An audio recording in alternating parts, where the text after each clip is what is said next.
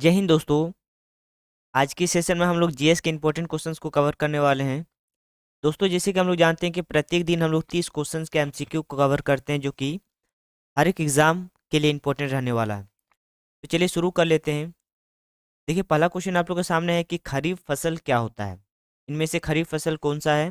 चना, धान, सरसों या फिर मटर? आप लोग कमेंट बॉक्स में कमेंट कीजिएगा और लास्ट में अपना स्कोर भी बताना है।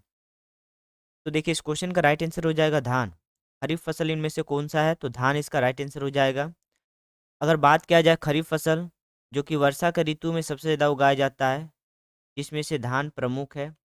उसके बाद मक्का, ठीक है। धान मक्का हो गया, जो कि अधिकतर खरीफ फसल होता है। वहीं पर अगर बात किया जाए रबी फसल, तो रबी फसल के अंदर में गेहूँ आता है, सरसों सरसों ये सब का सब गेहूँ रबी फसल है। और एक है जायद फसल। जायद फसल के बारे में अगर बात किया जाए, तो जितने भी क्रीपर और क्लिम्बर्स होता है, मैक्सिमम जायद फसल होता है, ठीक है। जिसमें से कद्दू वगैरह, तो ये सब का सब आपका जायद फसल है। Watermelon, musk melon. चलिए, आप लोग कमेंट बॉक्स में कमेंट कीजिएगा कि मटर को कौन सी फसल में रखेंगे, रबी फसल में या फिर खरीफ फसल में। अगला क्वेश्चन देखिए। नेक्स्ट क्वेश्चन है कि जायद फसलों की पैदावार मुख्यतः कितने महीनों में होती है? जायद फसलों की पैदावार मुख्यतः कितने महीनों में होती है? नवंबर से अप्रैल के बीच, जून से अक्टूबर के बीच, मार्च से जून के बीच, और इनमें से कोई नहीं।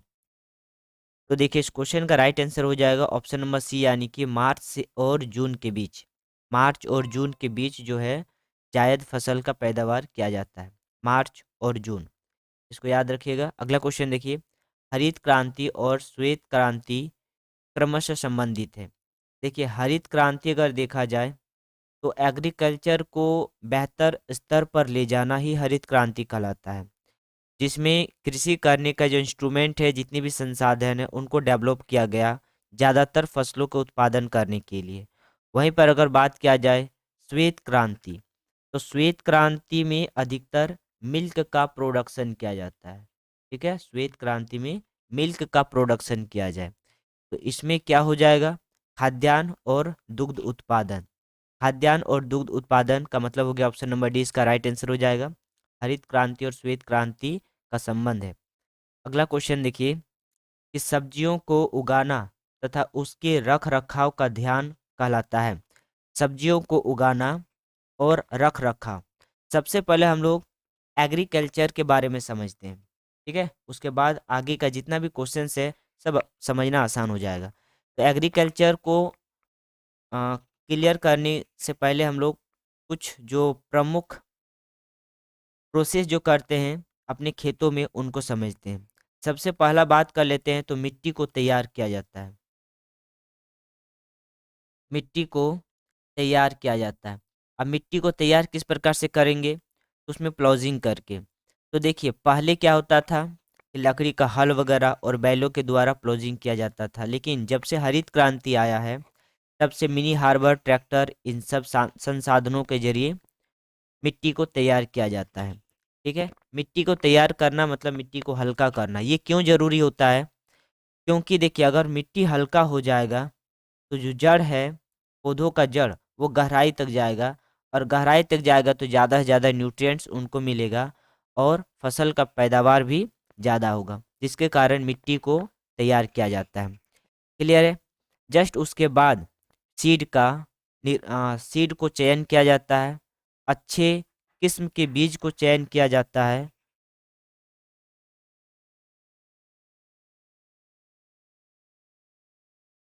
बीज का तैयारी करने के बाद उसको क्या किया जाता है? बीज को बोया जाता है। और बीज को बोने से पहले नर्सरी किया जाता है। नर्सरी का मतलब है कि मैक्सिमम एक जगह बीज को बोया जाता है, और यही छोटा छोटा जब पौधा होता है तो वहाँ से हटा करके, ठीक है, उनको खेतों में थोड़ा सा डिस्टेंस में बीजों को बोया जाता है, ठीक है। बीज नहीं, पौधों को बोया जाता है। जस्ट उसके बाद उसमें पानी दिया जाता है, ठीक है। इससे पहले भी पानी दिया जाता है और उसके बाद भी पानी दिया जाता है, जिसको इरिगेशन कहलाता है। इरिगेशन के जस्ट बाद पौधा जब बड़ा होता है तो उनके साथ बहुत सारे अवांछित पौधे निकल जाता है जिसको वीड्स कहलाता है। तो इन वीड्स को क्या किया जाता है, इन वीड्स को सबसे पहले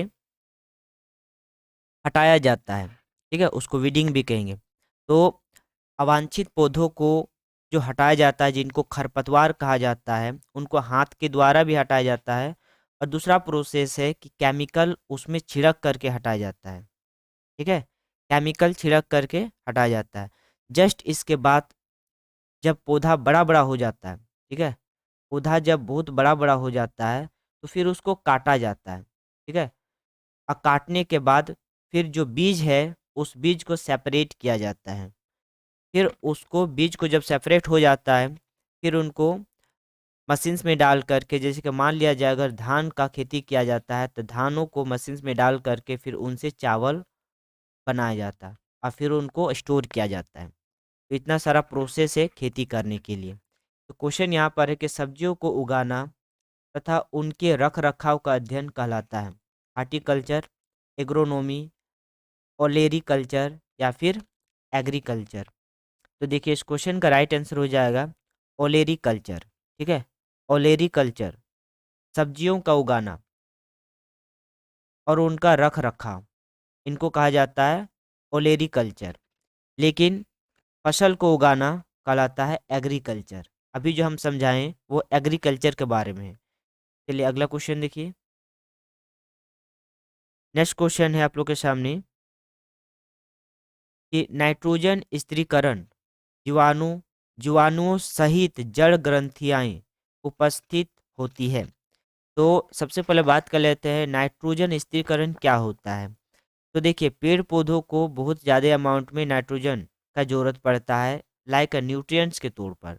तो राइजोबियम नाम का जीवाणु होता है जो क्या करता है कि पौधों के जड़ों में ट्यूमर टाइप का एक पैकेजिंग बनाता है और यहाँ पे नाइट्रोजन को नाइट्राइड फॉर्म में फिक्स करता है। इसी प्रोसेस को कहलाता है नाइट्रोजन फिक्सेशन। और यही नाइट्राइड फॉर्मेट क्या है, पेड़ पौधा अपना न्यूट्रिएंट्स के तौर पर यूज करता है। तो यहाँ पर किस ग्रंथि में बोल रहा है कि जीवाणुओं सहित जड़ ग्रंथियां उपस्थित होती है, इनमें से किसमें, सरसों में, कपास में, चना में या फिर गेहूं में। तो देखिए इस क्वेश्चन का राइट आंसर हो जाएगा चना। इसीलिए बोला जाता है कि हर 2 या 3 साल के बाद अपने खेतों में चना या फिर मटर का खेती हमेशा करना चाहिए, क्योंकि इनका जड़ ही सबसे ज़्यादा नाइट्रोजन फिक्सेशन करता है जो कि मिट्टी की उर्वरता को बनाए रखता है। अगला क्वेश्चन देखिए कि पौधों के लिए अधिक मात्रा में आवश्यक तत्व होता है नाइट्रोजन, फास्फोरस, कैल्शियम या फिर सल्फर। तो देखिए इस क्वेश्चन का राइट आंसर हो जाएगा नाइट्रोजन। ऑप्शन नंबर ए इसका राइट आंसर हो जाएगा नाइट्रोजन। नेक्स्ट क्वेश्चन देखिए कि मोम की प्राप्ति निम्न में से किससे होती है। मोम की प्राप्ति इनमें से किससे होती है, श्रमिक से, रानी मक्खी से, नर मक्खी या फिर इनमें से कोई नहीं। तो देखिए इस क्वेश्चन का राइट आंसर हो जाएगा श्रमिक से। क्लियर है, इसका राइट आंसर क्या हो जाएगा, श्रमिक से।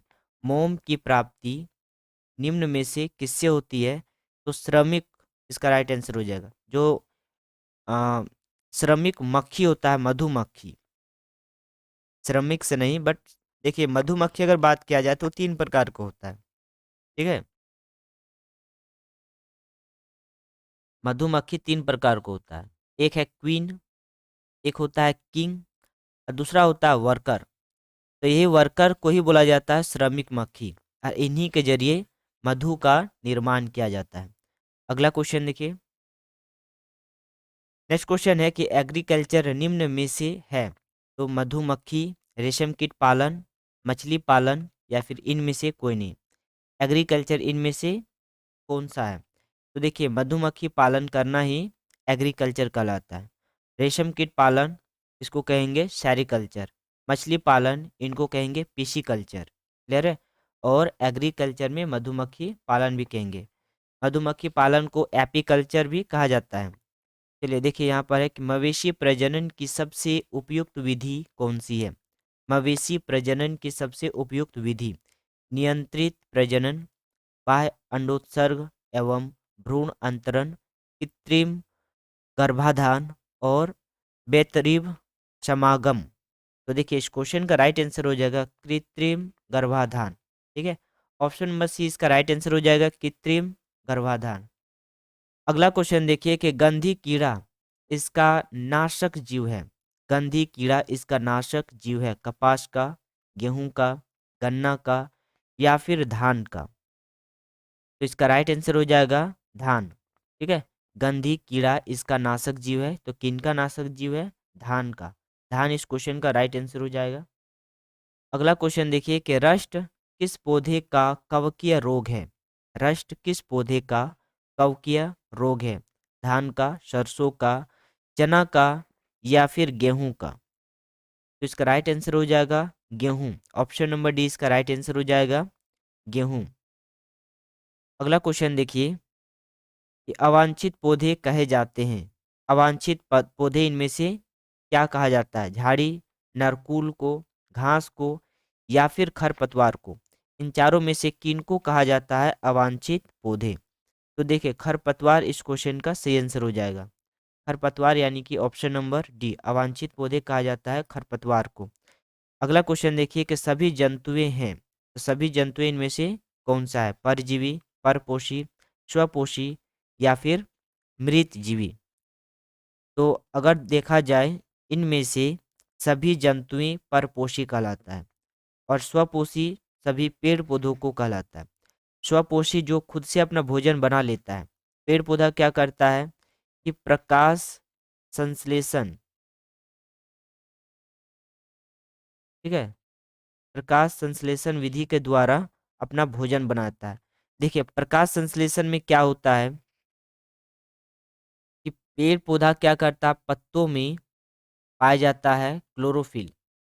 उसके बाद यूवी रेडिएशन, ठीक है ना, यूवी यूवी रे यानी कि सूर्य की किरण, और एटमॉस्फेयर से लेता है कार्बन डाइऑक्साइड और जड़ों से लेता है मिनरल्स प्लस वाटर। तो इतना सारा मौजूदगी के कारण पेड़ पौधा अपना भोजन बनाता है स्टार्च के फॉर्म में।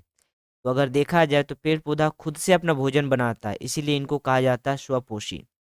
और विषम पोषी यानी कि परपोषी कहा जाता है ऐसा जीव जो किसी दूसरे जीव को खा करके जिंदा रहता है। तो सभी जंतुएं विषम पोषी यानी कि परपोषी कहलाता है। अगला क्वेश्चन देखिए कि नाइट्रोजन स्थिरीकरण जीवाणुओं सहित जड़ ग्रंथियां उपस्थित होती है। इस क्वेश्चन को कवर कर चुके थे, चना इस क्वेश्चन का राइट आंसर हो जाएगा। अगला क्वेश्चन देखिए कि सब्जियों को उगाना तथा उसके रख रखाव के अध्ययन कहलाता है। ये हो गया आपका ओलेरी कल्चर। अगला क्वेश्चन देखिए, नेक्स्ट क्वेश्चन देखिए कि निम्न में से कौन कीट एक सामाजिक प्राणी है? क्वेश्चन बताइएगा इनमें से कौन कीट एक सामाजिक प्राणी है? घरेलू मक्खी, मच्छर, बर या फिर मधुमक्खी? सामाजिक प्राणी इनमें से कौन सा है बताइएगा। सामाजिक प्राणी इनमें से कौन सा है बताइएगा। तो देखिए अगर सामाजिक प्राणी के बारे में देख लेते हैं तो वो आपका है घरेलू मक्खी। ठीक है ना, घरेलू मक्खी इस क्वेश्चन का राइट आंसर हो जाएगा। चलिए अगला क्वेश्चन देखिएगा। नेक्स्ट क्वेश्चन है कि मानव के शरीर में पाई जाने वाली सबसे बड़ी कोशिका इनमें से कौन सी है? मानव के शरीर में पाई जाने वाली सबसे बड़ी कोशिका इनमें से कौन सी है? किडनी की कोशिका, पेशी की कोशिका, यकृत की कोशिकाएं और तंत्रिका तंत्र की कोशिकाएं। बताइएगा इस क्वेश्चन का राइट आंसर क्या होगा? मानव शरीर में पाए जाने वाले सबसे बड़ी कोशिकाएं इनमें से कौन सी है? तो देखिए अगर बात किया जाए यकृत की कोशिका, ठीक है, इस क्वेश्चन का राइट आंसर हो जाएगा। ठीक है, यकृत की कोशिका। देखिए इसके बावजूद अगर क्वेश्चन पूछ लेता है सबसे लंबी कोशिका तो वो होगा आपका तंत्रिका कोशिका। ठीक है, ये सबसे लंबी कोशिका में काउंट होता है। अगला क्वेश्चन देखिए कि कोशिका शब्द का इस्तेमाल सर्वप्रथम किया गया था। तो कोशिका शब्द का इस्तेमाल सबसे पहले किन्होंने किया था? फ्लेमिंग द्वारा, लिवन हुक द्वारा, रॉबर्ट हुक द्वारा या फिर रॉबर्ट, ये दोनों को दोनों एक ही ऑप्शन है, तो किनके द्वारा कोशिका शब्द का प्रयोग सबसे पहले किया गया था? तो देखिए रॉबर्ट हुक के द्वारा ही किया गया था सबसे पहले कोशिका की खोज भी किया गया था, जो कि मृत कोशिका की खोज किया गया था कब? 1665 में। इसीलिए इनको फादर ऑफ सेल भी कहा जाता है। जस्ट इसके बाद 1674 में एंटोनी वॉन ल्यूवेनहुक के द्वारा, जो कि जीवित कोशिका की खोज किया गया था, इसीलिए उनको फादर ऑफ माइक्रोबायोलॉजी कहा जाता है, एंटोनी वॉन ल्यूवेनहुक के द्वारा। तो यहाँ पे क्वेश्चन पूछा जाएगा सबसे पहले कोशिका शब्द का प्रयोग किन्होंने किया था? रॉबर्ट हुक ने। और इन्होंने कॉर्क में मृत कोशिका की खोज किया था, कब किया था? 1665 में। इसके बाद 1674 में एंटोनी वॉन ल्यूवेनहुक के द्वारा जीवित कोशिका की खोज किया गया था। ठीक है, अगला क्वेश्चन देखिए कि कोशिका सिद्धांत का प्रतिपादन किया गया था। तो कोशिका का सिद्धांत किन्होंने दिया था? डार्विन और वेलेस के द्वारा, स्लाइडन और स्वान के द्वारा, थॉमसन और वाटसन और क्रिक के द्वारा, और मेंडल और जॉर्ज के द्वारा। तो देखिए अगर बात किया जाए वाटसन और क्रिक, तो वाटसन और क्रिक ने सबसे पहले डबल हेलिक्स स्टैंडर्ड यानी कि डीएनए, डबल हेलिक्स स्टैंडर्ड जो होता है डीएनए का, उनका खोज किया था। डीएनए का फुल फॉर्म क्या होता है? तो deoxy nucleic acid, deoxy nucleic acid. ठीक है, एक प्रकार का जीन का अंग है। यहाँ पर आंसर हो जाएगा स्लाइडेन और स्वान। स्लाइडेन और स्वान जिन्होंने कोशिका सिद्धांत दिया था। आप लोग कमेंट कीजिएगा कि स्लाइडेन और स्वान ने किस ईयर, मतलब कब सिद्धांत दिया था कोशिका का। क्लियर है?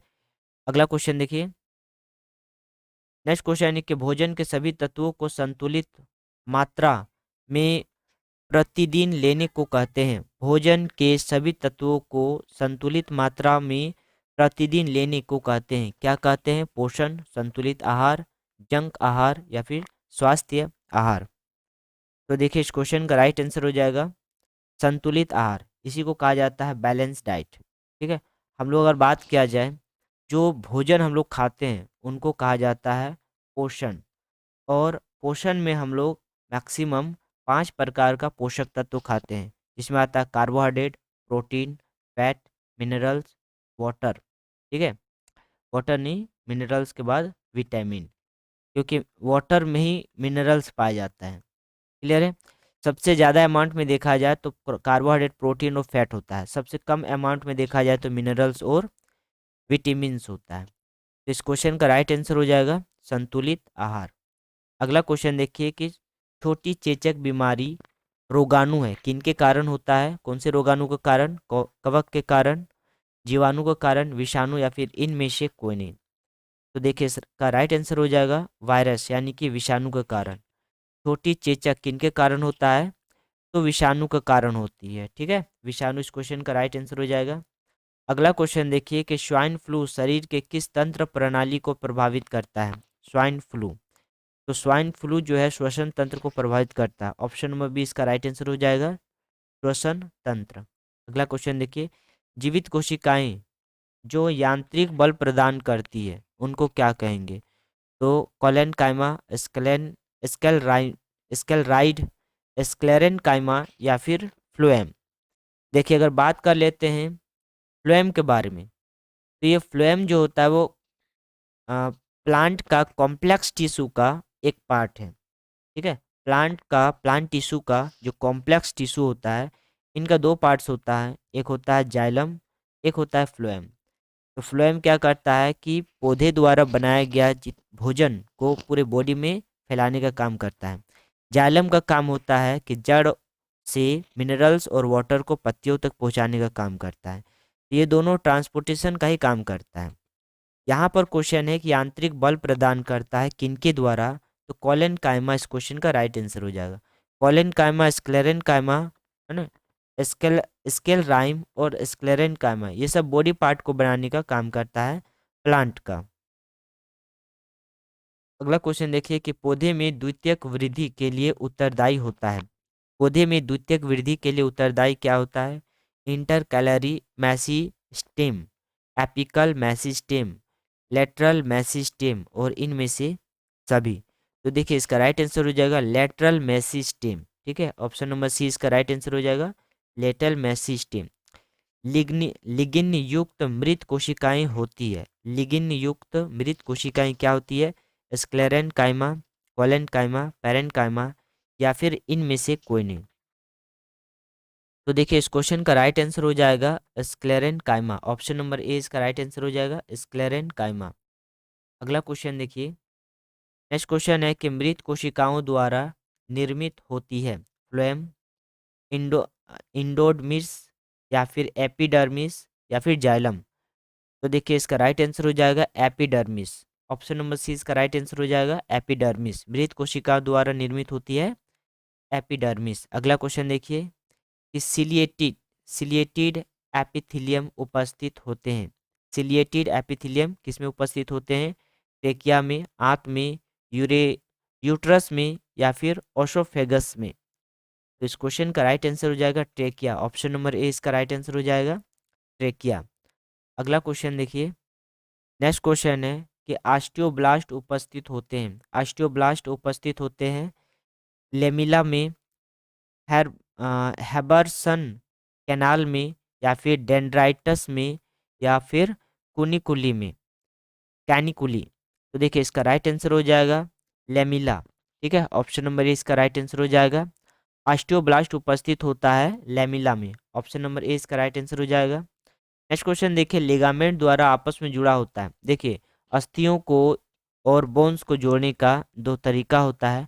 तो अस्थियों को जो जोड़ा जाता है वो लिगामेंट द्वारा, और जो मांसपेशियों को जो जोड़ा जाता है वो टेंडेंट के द्वारा। ठीक है, तो यहाँ क्वेश्चन है कि एक पेशी को दूसरे पेशियों से जोड़ा जाता है लिगामेंट के द्वारा, एक अस्थि से दूसरे अस्थियों को जोड़ा जाता है, पेशियों पेशियां अस्थियों से जोड़ा जाता है, या फिर एक अंग दूसरे अंग से जोड़ा जाता है।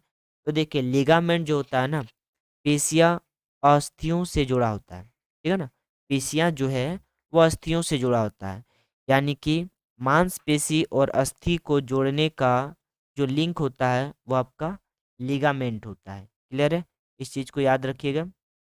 अगला क्वेश्चन देखिए कि रुधिर के द्रव्य भाग को कहा जाता है। रुधिर के द्रव्य भाग को, लिक्विड मटेरियल्स को क्या कहा जाता है? प्लाज्मा, वैक्सीन, सीरम, या फिर लिम्फ। तो देखिए इस क्वेश्चन का राइट आंसर हो जाएगा प्लाज्मा। ऑप्शन नंबर ए इसका राइट आंसर हो जाएगा प्लाज्मा। चलिए दोस्तों मिलते हैं नेक्स्ट क्लास। Thank you.